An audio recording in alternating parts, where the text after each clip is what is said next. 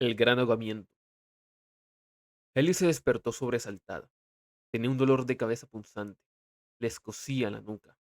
Se llevó la mano al lugar donde más le dolía. La mano quedó manchada de sangre coagulada. Trono, ¿qué pasó? Mientras Ellis intentaba orientarse, se dio cuenta. Tanque de batalla, el Lehman Ross, el Crusher, nos dieron. ¿Y los otros? El resto de la tripulación estaba muerta. Estaban envueltos en lo que fuera que operaban, o habían sido arrojados a través del compartimiento de tripulación por el impacto de lo que los golpeó. Emperador, da descanso a sus almas. Ellis miró a su alrededor. Ella podía ver la débil luz del día abriéndose paso a través de los agujeros en los costados del tanque. Las baratijas de que la tripulación guardaba junto a su pequeño santuario del águila habían desaparecido, esparcidas por el suelo. Había rosarios por todas partes, flotando en el agua marrón que llenaba el fondo del tanque. Le llegaba hasta los tobillos. Hacía mucho frío. Y un agujero a su izquierda, más o menos del tamaño de la mitad de su puño. El agua se derramaba a través de él hacia el tanque, rápidamente. El ritmo cardíaco de Ellie se aceleró. Necesito salir. Se dirigió hacia la trampilla de escape situada en la parte inferior del Lehman Ross. Durante el entrenamiento, siempre les habían dicho que salieran del vehículo por la trampilla de escape. Se habían sido alcanzados. El enemigo estaría listo para dispararles si intentaban escapar por la parte superior del tanque. En tierra firme, el tanque tenía espacio libre más que suficiente para la tripulación poder salir. Ellis metió la mano en el agua sucia y buscó la voluminosa manija de la escotilla. Cuando la encontró, apretó los dientes y se esforzó por levantar la escotilla a través del agua. Con un gruñido de esfuerzo, finalmente levantó la escotilla. Puso la mano en el lugar donde debería haber estado el agujero.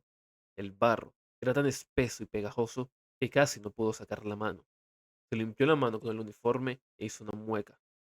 Entonces tendré que usar la parte superior. Dejando abierta la escotilla de escape, Ellis buscó una grieta en el casco o un punto de observación desde el que mirar para ver si había algún hereje cerca antes de intentar salir. Notó que había más agujeros por los que filtraba el agua al interior del vehículo. El agua le había subido más, hasta la mitad de sus pantorrillas. Aún tenía tiempo de sobra para salir, siempre y cuando no hubieran tropas enemigas afuera. Él les miró a través de los agujeros lo mejor que pudo. No había señales de ninguno de los traidores, solo restos de tanques medio hundidos y deslizándose hacia el barro, nubes sombrías y lluvia intensa. Tanques que se hunden. Él se dio cuenta de que tenía que darse prisa. Podía ver que el nivel del agua subía a medida que más agujeros alcanzaban el lodo y el nivel del agua. Se apresuró a llegar a la escotilla superior. Ella lo empujó hacia arriba. No pasó nada. La empujó de nuevo. No pasó nada. Miró hacia arriba. El daño de la batalla había perforado la escotilla. Estaba completamente atascada. Él la empujó una y otra vez. Lo empujó con el hombro. Lo pateó. Pero nada funcionó. Oh, Dios emperador. Por favor, sálvame. Por favor, sálvame. ¿Acaso no te he servido? ¿Acaso no he luchado por ti? Sin aliento, agarrándose el hombro herido, él intentó pensar en otro plan. El agua llegaba hasta la mitad de los muslos. Miró a su alrededor. Algunos de los cadáveres de sus camaradas estaban casi completamente sumergidos. Sus extremidades flotaban sobre sus cabezas en el agua. Todos, excepto el comandante, que estaba sentado más arriba, con el comunicador Bots. Y se retorció hacia el comandante muerto y agarró el altavoz Bots, arrancándolo rápidamente del agarre muerto de su antiguo usuario. Aquí, Loader Ellis, del tanque de batalla Lehman Ross Crusher, atrapada en un vehículo que se hunde, solicitó ayuda. Cambio. No había ningún ruido, ni siquiera estática. Solicito ayuda. Todavía nada. Por favor, Dios emperador, hazlo funcionar. Entonces vio el cable roto. La metralla lo había cortado. El comunicador estaba roto. Ellis sollozó. Por favor, no me abandones. Ella se apresuró a regresar a la escotilla superior, pateándola, golpeándola y empujándola. ¡Ayuda! ¡Ayuda! ¡Ayuda! Gritaba una y otra vez. con lágrimas cayendo por su rostro mientras el agua y el barro subían cada vez más.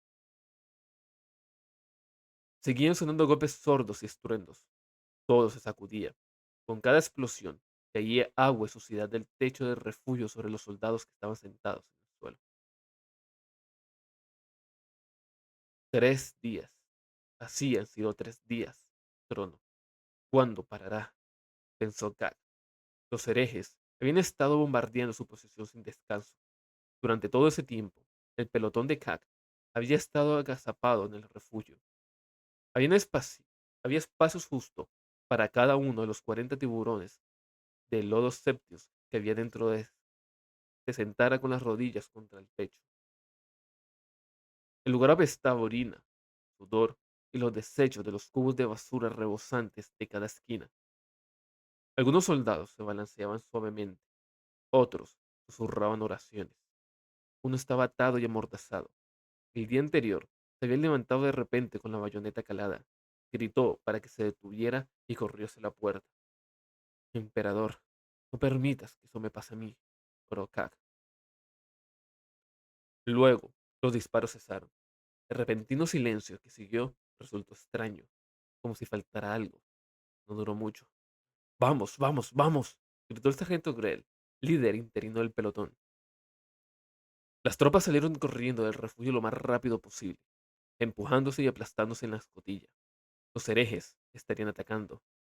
Apenas estarían a 100 metros de distancia.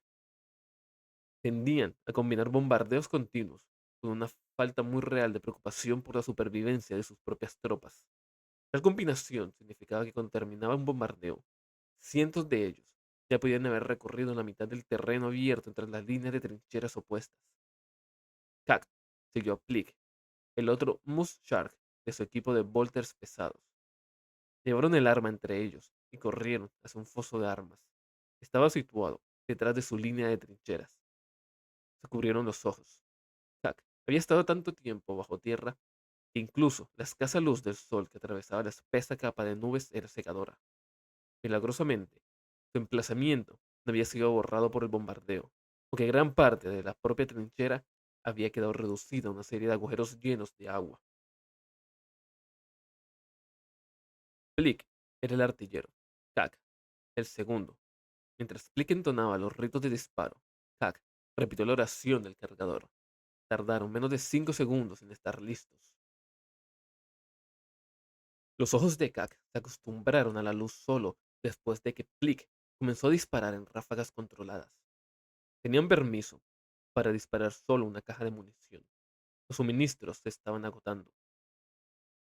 Podía ver a los herejes. Su piel se veía pálida y enfermiza. Estaban cubiertos de furúnculos. Algunos estaban flacos, otros horriblemente hinchados. Su armadura y uniformes estaban hechos jirones y destrozados. Sus armas estaban sucias y oxidadas. Jack sintió que las balas de los bólteres pesados se deslizaban sobre sus pechos mientras el cinturón fluía hacia el arma con cada ráfaga de fuego de Plick. Las balas cortaron a muchos de los traidores por la mitad, derramando las tripas en el lodazal que cruzaban los herejes. Otros quedaron reducidos a niebla cuando las balas detonaron en su interior. Alguna bala de mortero explotó entre los herejes, enviando cuerpos y extremidades por los aires, pero no muchos. Los morteros tienen una capacidad de disparo aún menor que los volteres pesados. Kat se rió mientras el enemigo caía. Cada muerte era una venganza por lo que habían soportado durante semanas en el frente. La sonrisa desapareció de su rostro cuando las últimas balas se deslizaron sobre su mano extendida desde la caja y vio que cada vez se acercaban más traidores. Estaban a no más de 10 metros de distancia. El bombardero había enterrado o destrozado gran parte de las alambradas defensivas de los Mudsharks. Para usar los rifles láser, dijo Plick. Jack apartó la caja de munición vacía y sacó su rifle láser. Disparó contra las masas que se acercaban. Derribó a varios. Los traidores hicieron poco esfuerzo por ocultarse y respondieron al fuego de forma aleatoria. El barro era un enemigo casi tanto para el enemigo como para las tropas imperiales. Las formaciones de los herejes se rompieron por ello. Sin embargo, los traidores llegaron a las líneas defensivas de los Mudsharks. El primero en llegar fue una cosa hinchada y vomitó violentamente sobre el primer guardia que lo encontró. El hombre se retorció de dolor antes de que el hereje saltara sobre él y lo atacara repentinamente con un rifle láser con bayoneta fija. Luego, más herejes llenaron la trinchera. Los sonidos del fuego láser fueron reemplazados por gruñidos, gritos y juramentos mientras los soldados participaban en el combate cuerpo a cuerpo. Flick miró a Kag. Ahora es el momento de las bayonetas, dijo resignada, colocando su cuchillo en su rifle láser. Kag tragó saliva y asintió. Sacó la bayoneta de su funda llena de barro y la colocó en su rifle láser. Le temblaban las manos mientras lo hacía. Emperador, concédeme tu fuerza. Ayúdame a superarlo. Solo una vez más. Es hora de irnos, dijo Plick. Que el emperador esté contigo. Que el emperador esté contigo. Helen se sintió desdichada mientras miraba a su alrededor, en la trinchera hereje que su compañía acababa de tomar. Temblaba por la adrenalina del asalto. Agarró con fuerza su masa de trinchera. La cabeza pesada estaba cubierta de sangre y sesos. Al parecer, los traidores no habían hecho ningún esfuerzo por mantener el orden.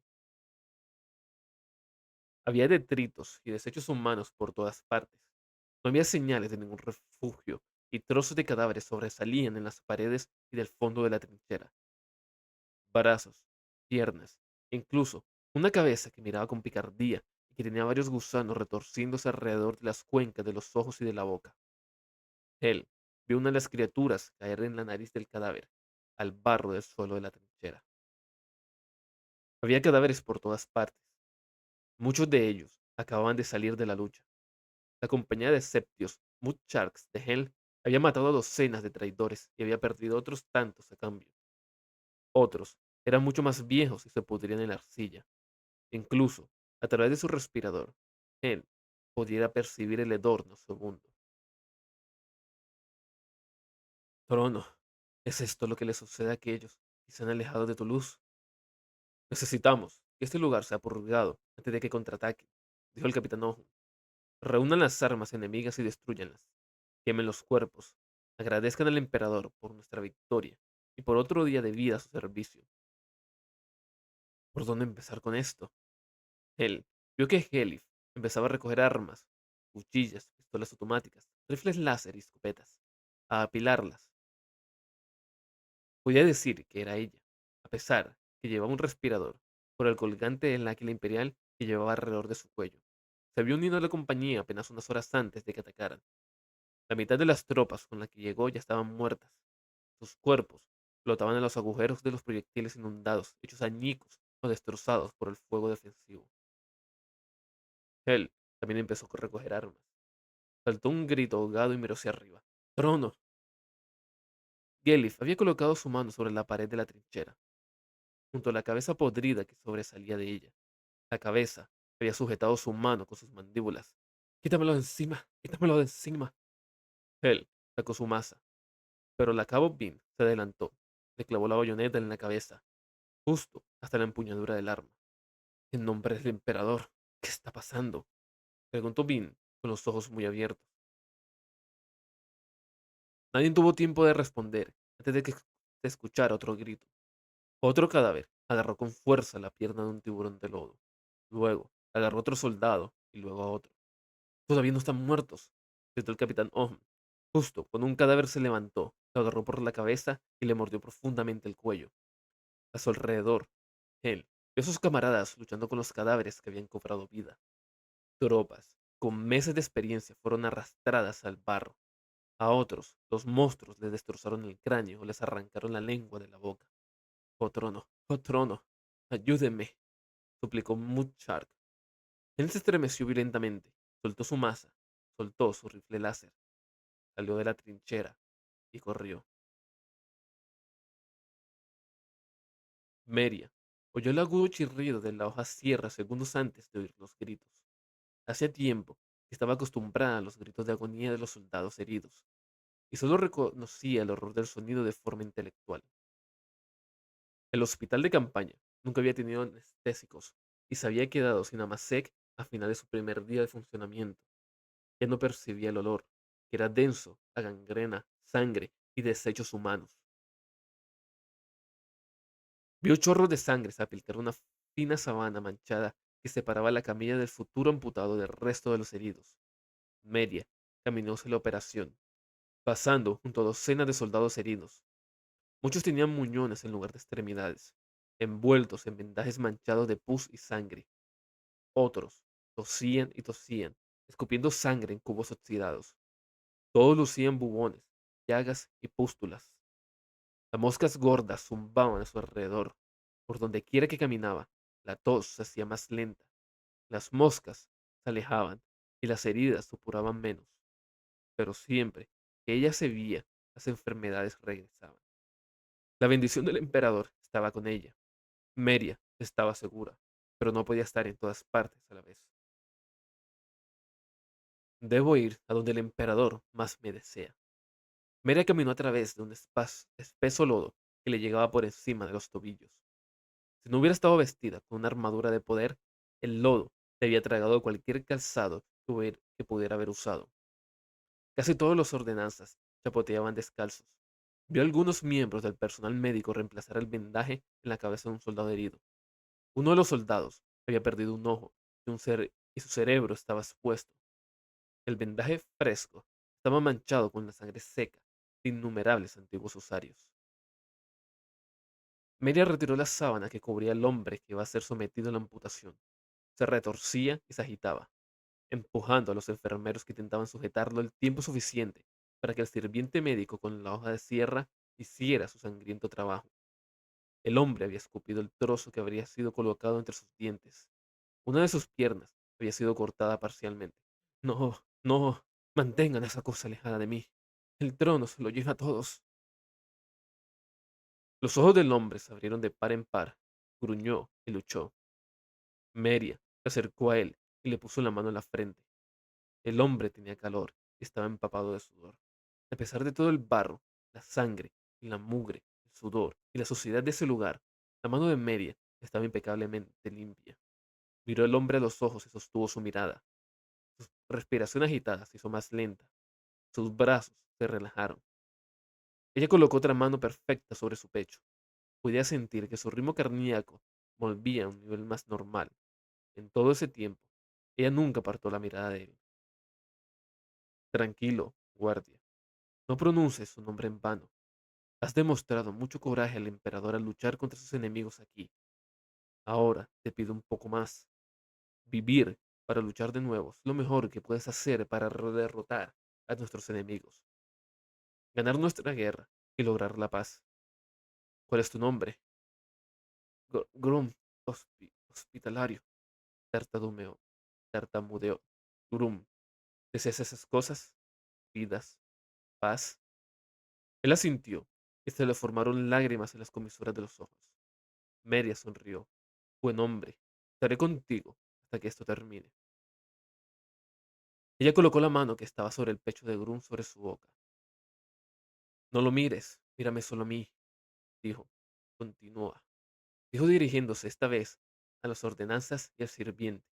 El chirrido de la hoja sierra alcanzó su máximo auge. El hombre se tensó cuando la hoja tocó su carne. Se le abrieron los ojos y gimió, pero no se resistió a que las ordenanzas lo sujetaran. Cuando terminó, María tomó las extremidades escenadas del hombre y salió de la tienda al hospital de campaña. La fría llovizna le azotaba el rostro mientras caminaba hacia un pozo. Estaba lleno de cadáveres y partes del cuerpo amputadas. La sangre se mezclaba con el agua de lluvia que se había acumulado en el fondo. Arrojó las piernas dentro. Las manos de Meria temblaron. Se le formó un nudo en la garganta. Cerró los ojos. Sus labios temblaron. Emperador, te lo suplico, concédenos la paz. Somos tus sirvientes imperfectos. Estos hombres y mujeres necesitan un poco más de tu beneficencia.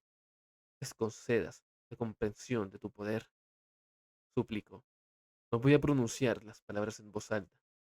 Sabía que se le quebraría la voz. Ella escuchó el ruido de motores. Más. Se dio la vuelta. Había llegado una docena de quimeras reconvertidas. Los heridos que caminaban se esforzaban por salir del compartimiento de tropas. y algunos de ellos levantaron las camillas que transportaban a los heridos más graves de la parte trasera de los vehículos. Media se acercó a ellos.